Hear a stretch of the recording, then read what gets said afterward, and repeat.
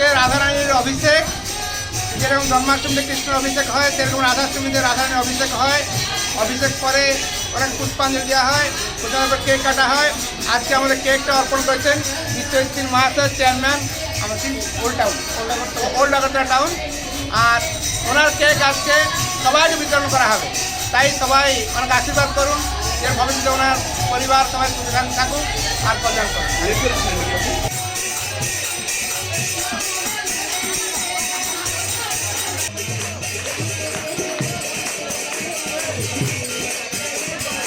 আসেন, কি বলবেন আজকের এই অনুষ্ঠানে? দাদা বলেছেন যে রাধা জন্মাষ্টমী উপলক্ষে আমরা এখানে সবাই সামিল হয়েছি ইস্কন মন্দিরে। একটাই থাকবে যে ঈশ্বর যেন সবাইকে ভালো রাখেন, সবাইকে সুস্থ রাখেন, আগামী দিনগুলি যেন মানুষের ভালো হয়ে আসে। সামনেই দুর্গাপুজো আসছে, এই পুজোতেও যেন আমরা সবাই ভালোভাবে কাটাতে পারি রাজ্যের মানুষ, এটাই আজকে প্রার্থনা রাধার কাছে। আর সবাই আমরা ইস্কন মন্দিরে আছি, আগরতলাতে একমাত্র ইস্কন মন্দির যেখানে প্রতিনিয়ত কৃষ্ণ ভক্ত যারা বিশেষ করে যারা সামিল হন।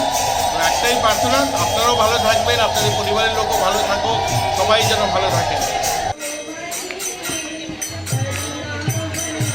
আজকে ইস্কন মন্দির দ্বারা আয়োজিত আমাদের রাধা অষ্টমী যে পুণ্য দিনে ওনারা এখানে রাধা অষ্টমী পালন করার জন্য উদ্যোগ গ্রহণ করেছেন এবং রাজ্যবাসীর সকলের যাতে মঙ্গল হয় সেই মঙ্গল কামনা করে এখানে প্রার্থনা সভার আয়োজন করা হয়েছে।